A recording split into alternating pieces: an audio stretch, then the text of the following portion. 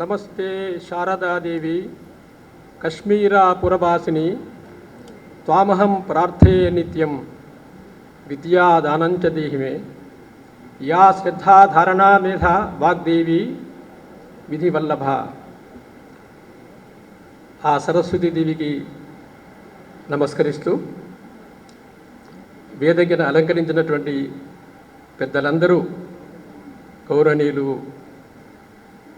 పెద్దలు దత్తాత్రేయ గారు, గవర్నర్ గారు, గౌరవనీయులు మంత్రి గారు కిషన్ రెడ్డి గారు, అంతకంటే ముందే పూజ్యులు కోవెల ప్రసన్నాచార్య గారు, ఈరోజు వారి దర్శన భాగ్యం కలిగింది. రతన్ శారదా గారు, కసిరెడ్డి వెంకటరెడ్డి గారు, గోపాల్ రెడ్డి గారు, మాననీయ ప్రాంత సంఘచాలక దక్షిణామూర్తి గారు, ఈ సభలో ముందు కూర్చున్న పెద్దలు అనేక మంది, సాక్షాత్ ముదిగొండ శివప్రసాద్ లాంటి పెద్దలు, కవులు, రచయితలు, మేధావులు, సోదరి సోదరీమణులందరికీ నా వినయపూర్వక నమస్కారాలు. ఇప్పటికే మనం 20 నిమిషాలు వెనకాల ఉన్నాం మన సభలో. చూద్దాం ఇంకెంత వెనకాలకు వెళ్తాము.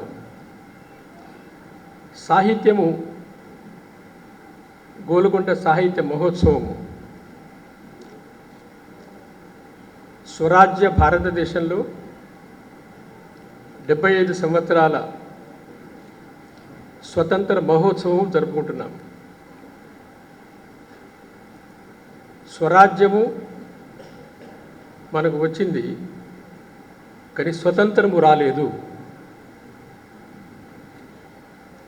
ఇది ముందు మనందరము గమనించాలి. స్వతంత్రం అనేది ఒక జాతికి, ఒక సమాజానికి తనదైన సంస్కృతి ఆధారంగా, తనదైన జాతీయ జీవన పరంపర ఆధారంగా, తన జీవన లక్ష్యం ఆధారంగా జీవితాన్ని గడుపుతూ తన సమాజానికి, మానవాళికి, సృష్టికి సేవ చేసేటువంటి అర్హతనిస్తుంది, పాత్రతనిస్తుంది, అవకాశాన్ని ఇస్తుంది. 75 సంవత్సరాలలో మన దేశం ఎంతో ప్రగతిని సాధించింది, కానీ స్వతంత్రం ఇంకా రాలేదు. అందులో మంత్రివర్యులు సెలవిచ్చినట్టుగా కేంద్ర ప్రభుత్వము, రాష్ట్ర ప్రభుత్వము వారు చేయవలసిన పని వారు చేస్తూనే ఉన్నారు, చేస్తారు కూడా. కానీ సమాజానికంటూ బాధ్యత ఉంది. ప్రధానంగా స్వతంత్ర దేశంలో భారతీయ పరంపరలో రాజకీయ శక్తి మీద ఆధారపడడం అనేది, వెంపర్లాడడం అనేది మన పరంపర కాదు. రాజ్యశక్తి ఒక ప్రధానమైన అంశము మాత్రమే, కానీ సర్వస్వము కాదు. గురుదేవుడు రవీంద్రనాథ్ ఠాగూర్ గారు స్వదేశీ సమాజం అనే పుస్తకంలో ఎంతో వ్యథ చెందారు. ప్రభుత్వం మీద ఆధారపడడం వల్ల, పూర్తిగా ప్రభుత్వమే అన్ని చేయాలనేటువంటి ఆలోచన రావడం వల్ల సమాజం నష్టపోతుంది. మనం నష్టపోతున్నాము. మన బాధ్యతను గుర్తించము. ఈ సాహితీ మహోత్సవము మన బాధ్యతను గుర్తు చేయడంలో సఫలము కాగలదని నేను ఆశిస్తున్నాను. నేను కేవలం మీకు ఉపదేశం చెప్పడం లేదు, నాతో సహా మనందరికీ ఒక బాధ్యత ఉంది. యావత్తు సమాజంకు దృక్పథంలో మార్పు రావాలి. అది స్వతంత్రము. ఒక చిన్న ప్రయత్నం జరుగుతోంది. నూతన విద్యా విధానము ద్వారా అమలు చేయడానికి పెద్ద కృషి జరుగుతోంది. ఇందులో చాలామంది అందులో భాగస్వాములు ఉన్నారు. విద్యా విధానంతో పాటుగా అన్ని జీవన రంగాలలో మార్పు రావాలి. దానికి సమాజంలో మార్పు తేవడానికి ఆధారభూతమైంది సాహిత్యము. సాహిత్యము బుద్ధికి పదును పెడుతుంది, వివేకాన్ని కలుగజేస్తుంది. ఏది మంచి ఏది చెడు, ఏది న్యాయము ఏది అన్యాయము, ఏది వినాలి ఏది వినకూడదు, ఏది చదవాలి ఏది చదవకూడదు, ఎక్కడ సమయం ఖర్చు చేయాలి ఎక్కడ సమయం ఖర్చు చేయకూడదు, ఎవరిని వినాలి ఎవరిని వినకూడదు అని వివేకాన్ని కలుగజేసేది. జీవితం ఎట్లా జీవించాలని మాత్రమే కాకుండా జీవితం ఎందుకు జీవించాలి అనే దృక్పథాన్ని ఇచ్చేది సాహిత్యం. అయితే దాంతోపాటుగా బుద్ధికి మనస్సుకి దిశనివ్వడంతో పాటుగా హృదయాన్ని మేల్కొల్పుతుంది. ఒకసారి హృదయం మేల్కొన్నట్టయితే వ్యక్తి యొక్క స్వభావం మారుతుంది. దాన్ని సౌశీల్యం అంటాం మనం. అలాంటి సాహిత్యము ఈ భారతావనిలో, ఈ పుణ్యభూమిలో, ఈ కర్మభూమిలో వేదకాలం నుండి, ఆది కావ్యం రామాయణం నుండి ఆవిర్భవించి మహాభారతము, వేదము, ఉపనిషత్తులు, పురాణాలు ఒక పరంపరగా కొనసాగుతూ వచ్చింది సంస్కృత వాంగ్మయంలో, భాషలో. అది ఇప్పుడు ప్రపంచం మొత్తాన్ని కూడా ప్రభావితం చేయబోతుంది. అమెరికా వెళుతుంటాను సంఘం పని మీద. అక్కడ సంస్కృతం నేర్చుకునే వాళ్ళలో చాలామంది అమెరికా స్థానియులు ఉన్నారు, స్పానిష్ దేశంలో ఉన్నారు. ప్రపంచమంతటా ఇవాళ మెలుగుగా నేర్చుకుంటున్నారు. అందుకని మనిషిలో మానవత్వాన్ని తీర్చిదిద్దేది సాహిత్యము. వేద సాహిత్యంతో పాటుగా బౌద్ధ సాహిత్యము పాలీ భాషలో,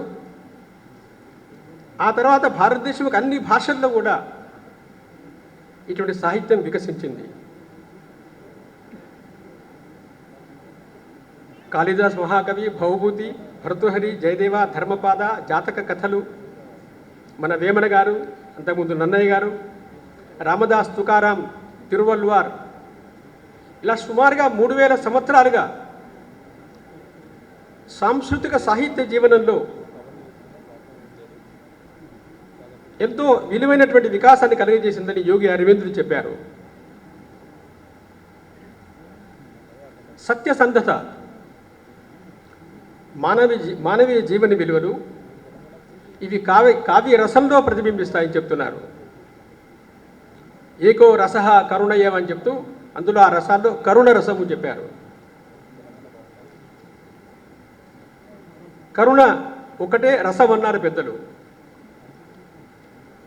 మన భారతీయ సాహిత్యంలో ఆధ్యాత్మికత, ఆది భౌతిక రెండు సమగ్రంగా సంతులనతో ఉన్నాయి, సమపాలనలో ఉన్నాయి. అందుకని విద్య, వైద్యము, పరిపాలన, ఖగోళ శాస్త్రము, గణితము, కృషి, ఖనిజము, రసాయన శాస్త్రము, ఇలా అన్నింటిలో కూడా మన సాహిత్యంలో ఉంది. దురదృష్టం వల్ల పారిశ్రామిక విప్లవం జరిగిన తర్వాత సుమారుగా గడిచిన 300-400 సంవత్సరాల కాలఖండంలో ఏ ప్రపంచంలో మార్పులు వచ్చాయో అదే సర్వస్వం అనుకునేటువంటి మేధావులు మన దేశంలో ఉండడం వల్ల, మనలో కూడా చాలామంది ఉండడం వల్ల మనం ఆ 400 సంవత్సరాల చుట్టే తిరుగుతున్నాము. అందులోంచి బయటికి రావాలి. అందుకనే మన సాహిత్యపరులు మన తెలుగు రాష్ట్రాలలో కూడా వంగల్ నరసింహారెడ్డి గారి కీర్తి శిష్యులు కోవెల ప్రసన్నాచారి గారు కూర్చున్నారు. వారందరితో ఉండేవారు. వారు అన్నారు, గతం నాస్తి కాదు నేస్తం, అది అనుభవాల ఆస్తి. గతాన్ని స్వగతంగా చేసుకో, భావికి స్వాగతం పలకాలి. అవమానాన్ని అనవరతం అలాగే గలాన ధరించరాదు. అవసరం వస్తుంది, అప్పుడు గరళంగా విరజిమ్మాలి. ఇది మనందరినీ ఉద్దేశించింది, కేవలం ప్రభుత్వానికి, రాజకీయ నాయకులకు మాత్రమే కాదు. అవమానాన్ని అనవరతం అలాగే గలాన ధరించరాదు. అవసరం వస్తుంది, అప్పుడు గరళంగా విరజిమ్మాలి. నిన్న నువ్వు తిన్న అన్నం నేడు రక్తంగా, శక్తిగా మారాలి. వక్రించి వ్రణంగా మారిందా అవశ్యం దాన్ని తొలగించాలి.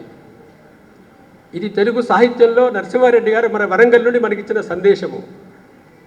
ఆచరించే బాధ్యత మనది. నేడు నువ్వు పాడే పాట రేపుకు వినిపించాలి. నేడు నువ్వు వేసే బాట రేపుకు నడిపించాలి. జార విడుచుకున్న ఉదయం మన బాల్యం తిరిగి రాదు, నిజమే. కానీ అది మన హృదయాలలో మెదులుతూనే ఉంటుంది అంటూ ఇంకా ముందుకెళ్ళి నరసింహారెడ్డి గారు మనకు చెప్పారు. అంతేకాదు, రేపు మన పాపల రూపంలో మళ్ళీ ఉదయిస్తుంది. నిన్నటి ఉదయం మళ్ళీ వచ్చినట్లే నేటి దేశం మళ్ళీ అఖండమవుతుంది. కాలాన్ని కత్తిరించి చూడకు, దేశాన్ని విభజించి భజించకు. సాహిత్యం సమాజాన్ని విభజించకూడదు, సమాజాన్ని కలిపి ఉంచాలి. ఆనాటి మన ఆంధ్రప్రదేశ్లో అంటే మొత్తము తెలుగు రాష్ట్రాలలో ఇక్కడ కూర్చొని ఉన్నారు. సుప్రసన్నాచారి గారు, ముదిగొండ శివప్రసాద్ గారు వెళ్ళిపోయారు. సంపత్ కుమారాచారి గారు, బండారు సదాశివరావు గారు, ఉగేటి అచ్యుతరామశాస్త్రి గారు, ముల్లపూడి సున్నాయమూర్తి గారు, బసవరాజు గారు, ఇలా అనేక మంది. సుమారుగా మన భారతీయ పరంపర, మన సనాతన ధర్మము, మన జాతీయ జీవన విలువలు, మన సంస్కృతి సభ్యతలు వాటి పట్ల అవమానకరంగా, అత్యంత నీచాతి నీచంగా వ్యవహరిస్తూ స్వైర విహారం చేస్తున్న రోజులలో ఆనాడు మన ఈ కవులు రచయితలందరూ కూడా ఇక్కడ కూర్చొని ఉంటారు. ఎంవీఆర్ శాస్త్రి గారు కూడా ఇప్పటికి వారు ఉన్నారు. అత్యంత దక్షతతో, దీక్షతో, విశ్వాసంతో, అత్యంత పురుషార్థంతో మన తెలుగు సాహిత్యంలో మనదైన శైలిలో శాశ్వతమైన సాంస్కృతిక జీవన విలువలతో స్వత్వాన్ని, స్వతంత్ర భావనను, దేశభక్తిని, భారతమాత పట్ల ఉండేటువంటి భక్తిని, శ్రద్ధని ఇనుమడింపజేశారు. ఎంత కష్టపడి ఉంటారో. వెళ్ళిపోయిన వారందరికీ చేతులెత్తి నమస్కరిస్తున్నాను. కూర్చున్నటువంటి పెద్దలకు కూడా నేను వారి పాదాలకు నమస్కరిస్తున్నాను. అట్టే గుర్రం జాషువారు చూడండి, ఎన్నో సమాజంలో ఎన్నో కష్టాలు పడ్డప్పటికీ కూడా సింధు గంగా నది జలక్షీరమెప్పుడు కురిసి బిడ్డలు పోషించుకొనుచున్న పచ్చి బాలెంతరాలు మా భారతమాత, మాతలకు మాత సకల సంపత్ సమేత. భారతమాత. గుర్రం జాషువా గారు ఆర్ఎస్ఎస్ స్వయం సేవక్ కాదు, నాకు తెలిసినంత వరకు జాతీయ సాహిత్య పరిషత్ కాదు. కానీ గుర్రం జాషువా గారు ఈ భారతమాత బిడ్డడు, ఒక శ్రేష్టమైన సాహితీవేత్త. జంధ్యాలయ పాపశాస్త్రి గారు ఏ విదేశీ బ్రిటిష్ సామ్రాజ్యము మనను కూకటి వేలతో పెకలించి మన సమాజాన్ని నిర్వీర్యం చేసే ప్రయత్నం చేసిందో మనం గమనించవలసింది. ఎక్కడెక్కడ చర్చ వెళ్ళిందో ప్రపంచంలో ఆయా దేశాలు కాలగర్భంలో కలిసిపోయాయి. అమెరికా మొదట్లో క్రైస్తవ దేశం కాదు, ఆస్ట్రేలియా మొదట్లో క్రైస్తవ దేశం కాదు, న్యూజిలాండ్ మొదట్లో క్రైస్తవ దేశం కాదు, ఇంకా అనేక దేశాలు ఉన్నాయి. యూరప్ నుంచి బయలుదేరిన తర్వాత ఆయా దేశాలు కాలగర్భంలో, జాతులు కాలగర్భంలో కలిసిపోయాయి. ఎక్కడెక్కడ ఇస్లాం ప్రభంజనం ప్రవహించిందో ఆయా దేశాలు కనుమరుగైపోయాయి. కానీ ఒక్కటే భారతదేశం ఒక్కటే 800 పాటు ఆక్రమణ తర్వాత కూడా 250 ఏళ్ల పాటు పరిపాలన తర్వాత కూడా భారతదేశంగా నిలబడింది. కారణము సాహితీ పరంపర, సాంస్కృతిక పరంపర. అందుకన్నారు జంధ్యాల పాపశాస్త్రి గారు, పచ్చని చేలతో పసిడి కుచ్చిళ్లతో అన్నపూర్ణగా జనులను ఆదరించిన మాత, అన్నపూర్ణగా జనులను ఆదరించిన మాత, బొత్సులు ఇంగ్రేజీలట రెచ్చిపోయిన కథాన బిచ్చగత్తగా మారెమా పిచ్చి భారతమాత. భరత ఖండంబు చక్కని పాడియావు, హిందువులు లేగదూడలై ఏడ్చుచుండ తెల్లవారని గడుసరి గొల్లవారు పితుకుచున్నారు మూతులు బిగయగట్టి.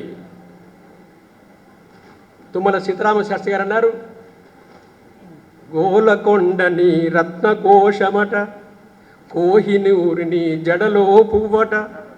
నమో హిందూ మాత సుజాత, నమో జగన్మాత, నమో భరతమాత. తెలుగులో రాసినప్పటికీ, తమిళంలో రాసినప్పటికీ సుబ్రహ్మణ్య భారతి గారు తమిళంలోనూ, తెలుగులోనూ, మరాఠీలోనూ, హిందీలోనూ, బంగాల్లోనూ భారతమాతయే. సంకీర్ణత లేదు. ఈ రీజనల్ ఫీలింగ్ ఉండవలసిందే, కానీ రీజనల్ దురభిమానం లేదు ఆ రోజుల్లో. ఇవాళ మొదలైంది, మనం గమనిస్తున్నాం, మనం బాధపడుతున్నాం. అలా కవులు, రచయితలు సురవరం ప్రతాపరెడ్డి గారు ఆంధ్రుల సాంఘిక చరిత్ర రాశారు. ఆంధ్రుల సాంఘిక చరిత్రని ఐఏఎస్, ఐపీఎస్ వారికి టెక్స్ట్ బుక్గా పెట్టారు. ఇలా ఎన్నో విశేషాలు రాశారు వారందరూ. నైజాం యొక్క రక్కసి కొరల నుండి ఇక్కడ ఉండేటువంటి మన తెలుగు, మన హిందూ సమాజాన్ని కాపాడడానికి సమాజాన్ని చైతన్యం చేశారు. అలా మనందరికీ తెలుసు. చాకలి ఐలమ్మ, కొమరం భీమ్ గారి పేరు తెలుసుకుంటాం. చాకలి ఐలమ్మ లాంటి వనితలు, మహిళలు కూడా ఇలా సమాజాన్ని మెలుగొల్పుతూ సాహిత్యం చూడండి. మాలపల్లి రాశారు ఒన్నో లక్ష్మీనారాయణ గారు. మళ్ళీ మళ్ళీ చదవాలి, నేను మళ్ళీ చదువుతాను. మిమ్మల్ని అందరి చేతులెత్తి ప్రార్థిస్తున్నాను. మాలపల్లిలో రామదాసు మాలదాసరి, అతన్ని మతం మార్చాలని ప్రయత్నం చేస్తారు చాలా అద్భుతంగా. మాలదాసరి రామదాసు యోగ్యుడు. చూడండి, ఉన్నవ లక్ష్మీనారాయణ గారు జీవించిన సమయంలో మన దేశంలోనే మాలదాసుడు ఎంత యోగ్యులో, ఎంత విద్యావంతులో, ఎంత సంస్కారవంతులో, ఎంత నిష్ఠావంతులో, ఎంత జాతీయ ధార్మిక నిష్ఠ గలవారో మనం అర్థం చేసుకోవాలి. అందుకని బ్రాన్సన్ అనేటువంటి ఒక క్రైస్తవ పదరి మధ్యలో సంవాదం మొదలవుతుంది. ఊరు మధ్యలో మనందరికీ తెలిసి ఎలా మాట్లాడతారు, ఓ దేవుడా, ఓ పాతకుండలారా, కొత్త కుండలారా మాట్లాడుతుంటారు. సహజంగా మాట్లాడాడు అతను. దేవుడు ఒక్కడే, కానీ తండ్రి ఉన్నాడు, కుమారుడు ఉన్నాడు, పరిశుద్ధ ఆత్మ ఉంది. కానీ ఈ ముగ్గురు కలిసి దేవుడు ఒక్కడే అన్నాడు ఆయన, బ్రాన్సన్ గారు. మన రామదాస్ గారు అన్నారు, అయ్యా మరి క్రైస్తవ మతంలో ముగ్గురు దేవుళ్ళ ఒక్కడే దేవుడు అన్నారు. బ్రాన్సన్ గారు అన్నారు, ముగ్గురు వ్యక్తులే కానీ దేవుడు మాత్రం ఒక్కడే అన్నారు. రామదాస్ అన్నారు, బావో మేము కూడిగా నేర్చుకున్నాము, 1 1 3 అవుతాయని మార్చుకోమంటారా అని అడిగాడు ఆయన. అతను అన్నాడు, త్రితత్వం యొక్క స్వభావం మీకు అర్థం కాదులే అన్నాడు ఆయన. అంటే రామదాస్ గారు అన్నారు, మీరు చెప్పినటువంటి ముందు వ్యక్తులు 3 తత్వాలయ్యా, ఈశ్వరతత్వం, రక్షకతత్వం, కరుణాతత్వం అన్నాడు. వాడి బుర్ర తిరిగిపోయింది. అదంతా మీకు అర్థం కాదు, ఇది నమ్మండి అన్నాడు ఆయన. మరి నమ్మకపోతే వాళ్ళకి రక్షణ ఉండదు అన్నాడు ఆయన, బ్రాన్సన్ గారు. అప్పుడు రామదాస్ అన్నారు, సువార్త వినని వాళ్ళ గది ఏమిటి అన్నాడు ఆయన. వాళ్ళ సంగతి బైబిల్లో చెప్పలేదు అన్నాడు ఆయన. రామదాస్ అన్నారు, ఓరి నువ్వు సహేతుకంగా చెప్పలేకపోయావే, నీదెవరు వింటారయ్యా బాబు. చూడు, బలవంతంగా ముక్కు ముయ్యి వస్తులేవు ఎవరన్నా, కానీ ఓం భూ స్వహ అని మాత్రం అనిపించలేవు. ఇది సంవాదము మాలపల్లిలో ఉన్న లక్ష్మీనారాయణ గారు రాశారు ఆ రోజుల్లో.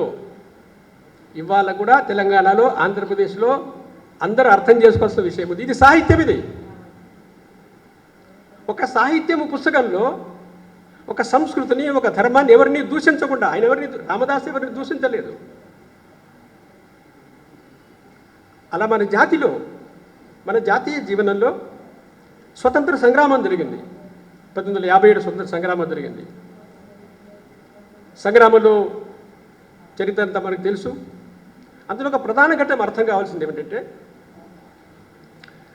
ప్రథమ స్వాతంత్ర సంగ్రామంలో నానాసాహెబ్ పీష్వా, ఝాన్సీ రాణి యొక్క నేతృత్వంలో యావత్తు సమాజం కదిలింది. ఇది అర్థం చేసుకోవాలి. కేవలం రాజులు కాదు, కేవలం సైన్యం కాదు, యావత్తు సమాజం కదిలింది. సుమారుగా 90 ఏళ్ల పాటుగా ఆంగ్లేయులు మన సమాజాన్ని జనగలాగా రక్తాన్ని పీల్చిన తర్వాత వాళ్ళు అనుకున్నారు, ఈ సమాజం నష్టపోతుంది అనుకున్నారు. కానీ 57లో స్వతంత్ర సంగ్రామం జరిగిన తర్వాత వాళ్ళు అన్నారు, ఏమిటిది, ఈ దేశం యొక్క, ఈ సమాజం యొక్క విశిష్టత ఏమిటి? ఎక్కడ ఉంది దీని ప్రాణశక్తి? సమాజము, ధర్మము, సంస్కృతిలో ఉంది. దీన్ని గమనించారు. కాబట్టి ఆ తర్వాత వాళ్ళు ఇప్పుడు ఏదైతే స్వతంత్రం అన్నామో విద్యా విధానాన్ని మార్చారు. 3 రకాలుగా సమాజాన్ని మన దేశానికి ద్రోహం చేశారు. ఒకటి, మనను జాతీయత నుంచి విముఖరం చేయడం. చూడండి, అప్పుడు ఆర్య ద్రవిడ సిద్ధాంతం వచ్చింది. కోట వెంకటాచలం గారు చూడండి, అప్పుడే ఆ రోజుల్లోనే కోట వెంకటాచలం గారు ఆర్య ద్రవిడ సిద్ధాంతం అనేది వీటి చెప్తున్న శుద్ధ తప్పు. సహేతుకంగా, తర్కబద్ధంగా, శాస్త్రబద్ధంగా, చారిత్రకబద్ధంగా నిరూపించారు. పుస్తకాలు ఉన్నాయి.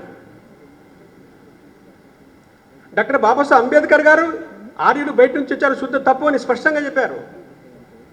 కానీ ఇప్పటికీ వాగే వాళ్ళు వాగుతూనే ఉన్నారు. కాబట్టి ఆర్యులు బయట నుంచి వచ్చారు, ద్రావిడ్లు బయట నుంచి వచ్చారు, పోర్చుగీస్ వాళ్ళు బయట నుంచి వచ్చారు, డచ్ వాళ్ళు వచ్చారు, అంతకుముందు ఇస్లామీయులు వచ్చారు, మీరు వచ్చారు, మేము వచ్చారు. తుంబి చోరే హంబి చోరే, మీరు దొంగలే మేము దొంగలమే. దాన్ని నమ్మే మేధావులు మన దేశంలో చాలామంది ఉన్నారు ఈ రోజున. అది ఇది హిందువులు గుడికి వెళ్ళేవాళ్ళు, బొట్టు పెట్టుకునే వాళ్ళు, సంధ్య వార్చేవాళ్ళు చూసుకోండి. అంటే డీనేషనలైజేషన్,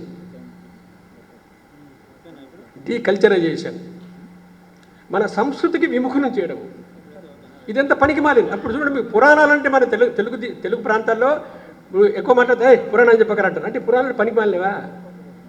పురాణము చరిత్ర, పురాణము వైజ్ఞానిక శాస్త్రము. పురాణం అంటే మనం చదవలేదు, మన బుద్ధి తక్కువ చదివితే పురాణము, శాస్త్రము, చరిత్ర, విజ్ఞానము. కానీ పుక్కుడి పురాణంగా ప్రారంభం చేసేశారు. మన సంస్కృతి ఈ భూమి పట్ల, ఇక్కడుండే పండగల పట్ల, ఇక్కడుండే మహాపురుషుల పట్ల, ఇక్కడుండే భాష పట్ల కలిస్తే ఇంగ్లీష్లో మాట్లాడతారు. ఎంత ఆనందంగా ఉంటుంది. ఇంగ్లీష్ భాషను గౌరవించాలి, నేను అవమానపరచడం లేదు. ఇంగ్లీష్ భాషలో నేను కూడా మాట్లాడతాను. కానీ ఇంగ్లీష్ భాషకు మనం బానిసలమైపోయాము. ఇంగ్లీష్ మాట్లాడితే, ఆంగ్లం మాట్లాడితే కానీ నాగరికుడు కాదు అనేటువంటి అపోహ ఇప్పటికీ మనలో చాలా మందిలో ఉంది. ఇంకంతకంటే ముఖ్యం ఏంటంటే ఆంగ్ల భాష లేకపోతే విజ్ఞాన శాస్త్రం రాదనేటి భ్రమ మనలో ఇప్పటికీ ఉంది. జర్మనీ వాళ్ళు ఆంగ్లంలో చదువుకోరు, ఫ్రెంచ్ వాళ్ళు ఆంగ్లంలో చదువుకోరు, రష్యా వాళ్ళు ఆంగ్లంలో చదువుకోరు, అసలు మాట్లాడారండి. ఈరోజు కూడా ప్రపంచంలో శ్రేష్టమైన శాస్త్రవేత్తలు ఇజ్రాయెల్ వాళ్ళు, ఇంగ్లాండ్ వాళ్ళు కాదు. కానీ ఈ రోజుకి మన తల్లిదండ్రులకి ఆయన చెప్తారు, మన వాళ్ళు ఏం చెప్తారు, సార్ నాకు ఇష్టమే సార్, మా ఆవిడ ఒప్పుకోదంటారు. ఆయన అక్కయ్యలు వీరేం కోపడకండి, మా ఆవిడ తోలు తీసేస్తుంది, మా ఆవిడని తెలుగు మీడియంలో వేద్దామండి. భ్రమ. మనల్ని మోసం చేశారు, మనల్ని దోపిడీ చేశారు. మన భాష పట్ల స్వాభిమానము. మన భాషలో పిల్లలు చదువుతుంటే అల్పుడెప్పుడు పలుకు ఆడంబరముగా సజ్జనుండు పలుకు చల్లగాను అని పిల్లాడు పాడుతుంటే ఎంత ఆనందంగా ఉంటుంది. మన పాడనమే. గంగ గోవు పాలు అని పాడుతుంటే ఎంత ఆనందంగా ఉంది. పాడనమే. ఏదో అరుదుగా ఉంటుంది ఎగ్జిబిషన్, మన ప్రదర్శనలాగా. కానీ సంస్కృతి పరంగా మన సమాజాన్ని నిర్వీర్యం చేశారు. అలా మన సమాజాన్ని నష్టపరుస్తూ బ్రిటిష్ వారు హిందూయేషన్, మనని హిందువులుగా లేకుండా చేశారు. ఎలా చేశారు? గోండులు హిందువులు కాదు, గిరిజనులు హిందువులు కాదు, తమిళులు హిందువులు కాదు, తెలంగాణ ఆంధ్ర మేము చేయకపోతే మేము విడిపోతాం దేశం నుంచి అంటే ఎక్కడిది ఇది? ఎక్కడ పోతున్నాం మనం? ఒక భాష పేరుతో, భాష పేరుతో, ఒక ప్రాంతం పేరుతో, ఒక సంప్రదాయం పేరుతో లింగాయతులు హిందువులు కాదు, నవబౌద్ధులు హిందువులు కాదు. అసలు హిందువులు అంటే మీరు కొద్దిమంది మాత్రం. హిందువులు అంటే కేవలం ఇవాళ అగ్రవర్ణాలుగా పిలువడే కొద్దిమంది హిందువులు, మిగతా అందరూ కొట్టండారా. హరిజనులు హిందువులు కాదు. ఇవన్నీ ఏమిటంటే వీటిని ఇంగ్లీష్ వాళ్ళు వికసింపజేశారు. ప్రొఫెసర్ కేఎస్ లాల్ గారని మన హైదరాబాద్ కేంద్రీయ విశ్వవిద్యాలయంలో ప్రొఫెసర్గా ఉండేవారు. ఆయన పుస్తకం రాశారు, the position of the scheduled caste and scheduled tribes in medieval India అని. 1911వ సంవత్సరంలో జనగణన జరిగింది. ఇంగ్లీష్ వాళ్ళు చేశారు. ఆ జనగణన ప్రకారంగా నాగా, కూకి, అహోం, బోడో, జయంత్యా హిల్స్ నుంచి ప్రారంభం చేస్తే బ్రాహ్మణ, క్షత్రియ, వైశ్య, రెడ్డి, విలమ, గానుగ, మాల, మాదిగ అందరి పేర్లు మొత్తం పుస్తకం 2 సార్లు చదివాను. అందరి పేర్లు మొత్తం అన్ని కులాల పేర్లు, అన్ని వృత్తుల పేర్లు రాసి వీరందరూ హిందువులే. ఇది ఇంగ్లీష్ వాళ్ళు ప్రకటించింది తెలంగాణ లెక్క ప్రకారంగా. కారణం వీళ్ళందరూ కూడా భూమిని పూజిస్తారు, అగ్నిని పూజిస్తారు, సూర్యుని పూజిస్తారు, గంగను పూజిస్తారు, ప్రకృతిని పూజిస్తారు. 2019, 21 వచ్చేసరికి మొత్తం మారిపోయిందండి. వీళ్ళు అబారిజినల్స్, వీళ్ళు మూల నివాసులు, ఇలా గిరిజనులే మూల నివాసులు. ఇప్పటిదాకా జరిగి నిన్న బతికిపోయాం. నవంబర్ 15వ తేదీన జనజాతి గౌరవ దినాన్ని కేంద్ర ప్రభుత్వం ప్రకటించింది. 2.5 లక్షల మందితో భోపాల్లో కార్యక్రమం జరిగింది. బిర్సా ముండా యొక్క జన్మదిన రోజున బతికిపోయాం మన దేశంలో. చూడండి, దీని ఏమిటంటే దృక్పథాన్ని మార్చడము, నేరేటివ్ డిస్కోర్స్ మార్చడము. ఇప్పటికి మన దేశంలో, మన సమాజంలో, మన సమాజాన్ని చిన్నాభిన్నం చేయడానికి, మనంగా కాకుండా పోవడానికి అన్ని రకాల ప్రయత్నాలు చేస్తూ ఎవరెవరైతే సంస్కృతి వ్యతిరేకంగా పనిచేస్తారో ప్రొఫెసర్లు, వాళ్ళ అల్లుడిని అమెరికా పంపించడం, వారికి మొత్తం పారితోషికం ఇవ్వడం, వాళ్ళకి సన్మానం ఇవ్వడం, వాళ్ళకి పద్మశ్రీలు ఇవ్వడం, వాళ్ళకి పూర్తిగా అన్ని రకాల సహకారం చేయడం, ఎస్టాబ్లిష్ చేయడం వాళ్ళందరినీ. ఇలా సమయంలో ఇప్పుడు స్వతంత్రం కొరకు మనం ముందుకెళ్ళాలి. అందుకని స్వతంత్రం ముందుకెళ్తున్నప్పుడు స్వతంత్ర భారత చరిత్రని మనం సరిగ్గా అర్థం చేసుకోవాలి. పూజ్యులు గాంధీజీ యొక్క నేతృత్వంలో మన సమాజం మేల్కొన్నది. వారికి మనందరం రుణపడి ఉన్నాము. కానీ పూజ్యులు గాంధీజీ రాకముందు లాల్ బాల్ పాల్ యొక్క నేతృత్వంలో సమాజం ఉర్రూతలూగింది. స్వరాజ్యమున జన్మహక్కని గర్జించారు లోకమాన్య తిలక్ గారు. 1905లో బ్రిటిష్ వారు కుట్ర పన్ని బెంగాల్ను విభజించే ప్రయత్నించారు పరిపాలన సౌలభ్యం పేరుతో. తప్పు అది, హిందూ ముస్లిం బెంగాల్గా. 5లో జరిగిన తర్వాత ఆంగ్లేయ ప్రభుత్వం ఈ దేశం నడుస్తుంది. మన దేశం బానిసత్వంలో ఉంది. కానీ 1905లో గురుదేవ్ రవీంద్రనాథ్ ఠాగూర్ గారు చెప్పులు వదిలేసి పాదచారి అయి నడుసు రక్షాబంధన్ రోజున బారిసాల దగ్గర రక్ష కట్టుకొని పాదయాత్ర చేశారు. అప్పుడు వచ్చింది ఆనందమఠంలోంచి వందే మాతరం, త్వమి దుర్గా దశ ప్రాణధారిణి కమలాకమలధారిణి వాణే విద్యాదాయిని అని, అమలాం అతులాం కమలాం ధరణీం అని. మా నీవు తల్లి దుర్గ శక్తి స్వరూపిణి దుర్గ, మా నువ్వు జ్ఞాన స్వరూపిణి సరస్వతివి, మా నువ్వు సంపత్తి స్వరూపిణి లక్ష్మీ దుర్గా సరస్వతి. అమ్మను విడగొట్టరాదు, పొలం పంచుకోవచ్చు. 1905లో, 1906, 1907, 1908, 1909, 1911 వరకు జరిగింది. ఆంగ్ల ప్రభుత్వం కొనసాగుతోంది. ఆంగ్ల ప్రభుత్వం ఓడిపోయింది, భారతీయ సమాజం గెలిచింది. అర్థం చేసుకోవాలి. ప్రపంచంలో అద్భుతమైన విషయం ఇది. అదే ఈ దేశంలో 47లో ఆంగ్ల ప్రభుత్వం వెళ్ళిపోయింది, ఆంగ్ల రాజ్యం వెళ్ళిపోయింది, భారత సమాజం ఓడిపోయింది, భారతదేశం ఖండించబడింది. కారణం ఏమిటి? బండారు సదాశివరావు గారు పుస్తకంలో రాశారు. వారు ఒరిజినల్ మేధావులు కాబట్టి.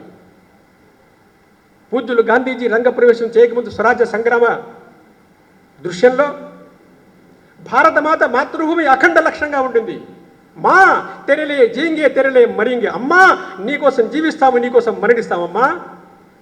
తిండి కోసం కాదు మరణించేది, డబ్బుల కోసం కాదు మరణించేది, గుడ్డల కోసం కాదు మరణించేది, అమ్మా అన్నారు.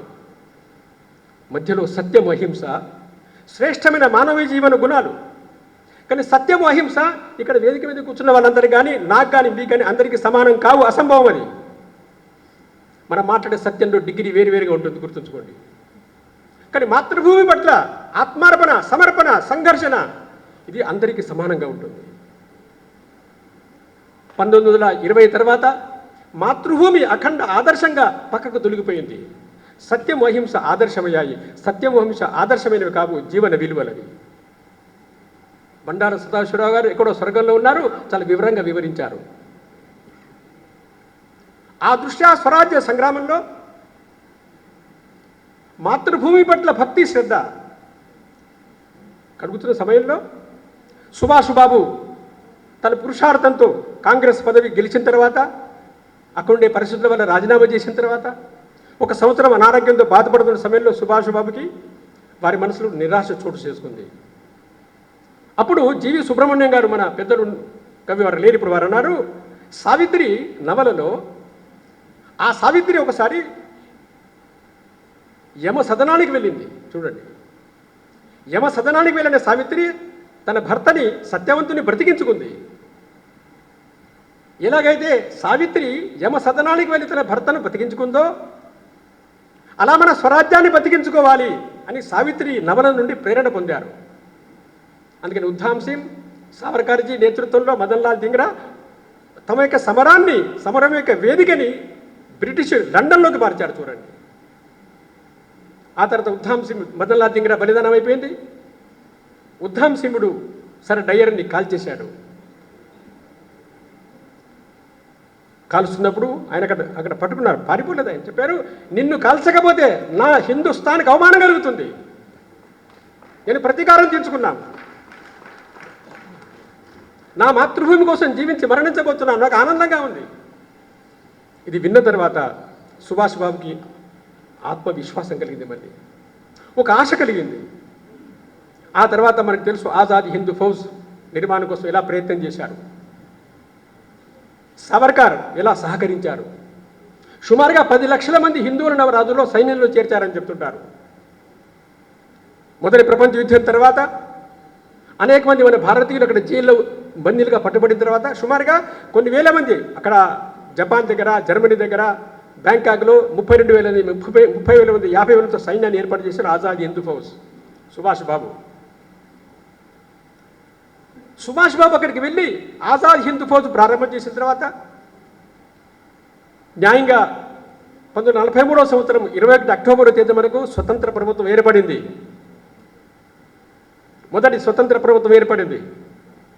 ఈ స్వతంత్ర ప్రభుత్వాన్ని Japan, Germany, Korea, Italy, China, Irish republic గుర్తించాయి, మర్చిపోవద్దు.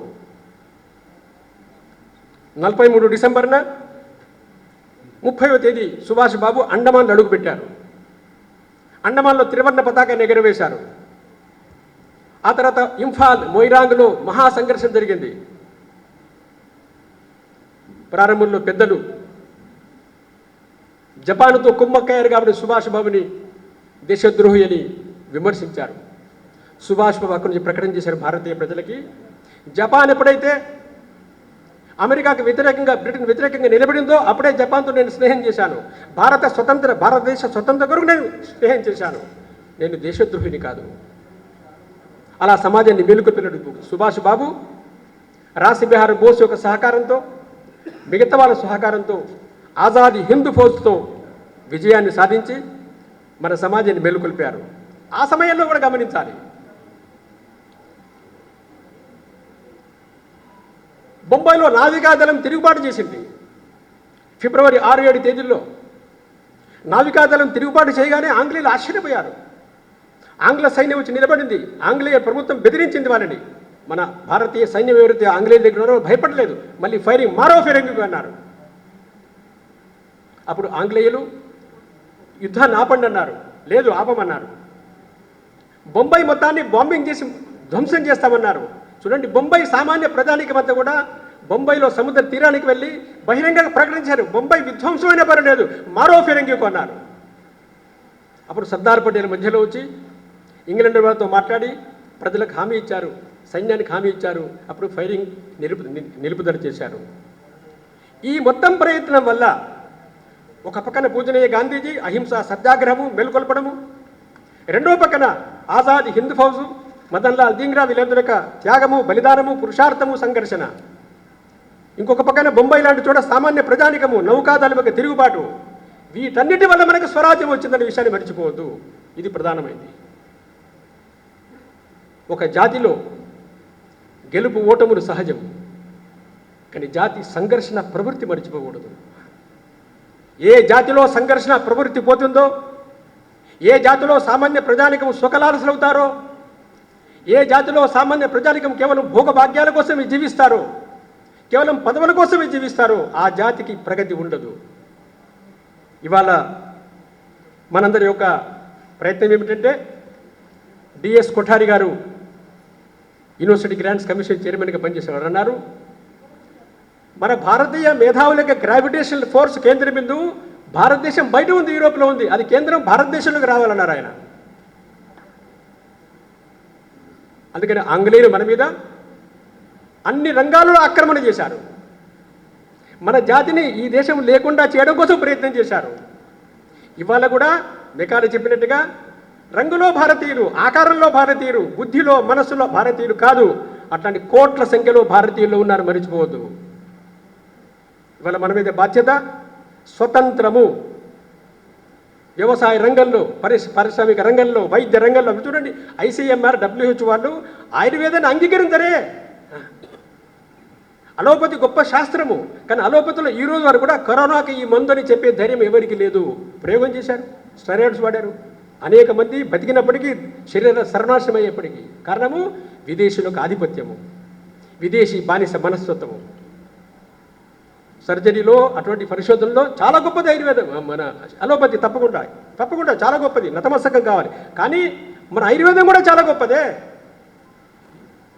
ఇక్కడ ఆయుర్వేదం కానీ మన వ్యవసాయము, ఇవాళ మన వ్యవసాయము రసాయనిక ఎరువులు లేకుండా మన వ్యవసాయము ప్రపంచానికి భిక్ష పెట్టాం. మనము మళ్ళీ పెట్టాలి మనం తప్పకుండా. విజ్ఞాన రంగంలో, కుటీర పరిశ్రమల్లో ఇంగ్లీష్ వాళ్ళ రాకముందు మనం బానిసలం కావచ్చు, స్వతంత్రాన్ని కోల్పోవచ్చు, కానీ మనం బీదవాళ్ళం కాదు. మన గ్రామాలు తెలంగాణలో కానీ, మన బెంగాల్లో కానీ, మన గ్రామాలు ధనవంతమైన గ్రామాలు, ఇవాళ గ్రామాలు నిర్వీర్యమైపోయాయి. మనకు కూడా హైదరాబాద్ పెరుగుతుంటే, వరంగల్ పెరుగుతుంటే ఎంత ఆనందం భుజాలకు వేస్తాము కాదు. Urbanization is a curse in our country. నగరముల పెరుగుదల ఇదొక అభిశాపం మన సమాజానికి. మన గ్రామాలు పెరగాలి, గ్రామ సీమల్లో విద్య, వైద్యము, కుటీర పరిశ్రమలు ఆడవాళ్ళకి, మగవాళ్ళకి అందరికీ వృత్తి నేర్పాలి. ఆ రకంగా ఆర్థిక అభివృద్ధిని మనం చెందాల్సిన అవసరం ఉంది. అది స్వదేశీ స్వతంత్రం అంటే. అటువంటి స్వతంత్ర భావన అన్ని రంగాల్లో రావడం కోసమని కొన్ని సంస్థలు పనిచేస్తాయి. కొందరు ఇక్కడ కూర్చున్న సంస్థలు లేకపోవచ్చు, మీరు విడివిడిగా ప్రయత్నం చేయొచ్చు. అలా పరిశోధన చేస్తూ డాక్యుమెంటేషన్ చేయాలి, అలా తర్కబద్ధంగా, శాస్త్రబద్ధంగా నిరూపణ చేయాలి. అలాంటి సాహిత్య రంగాలలో సాహిత్యం సమాజాన్ని వెలుకొల్పాలి. అలాంటి ప్రయత్నంలో మనందరం ఉన్నాం. ఆ ప్రయత్నంలో మనందరికీ శక్తినిమ్మని ఆ పరమేశ్వరుని ప్రార్థిస్తూ నాకు ఈ అవకాశం ఇచ్చినటువంటి ఇక్కడ కార్యనిర్వాహకానికి నా నమస్సులు తెలియజేస్తూ సెలవు. నమస్తే.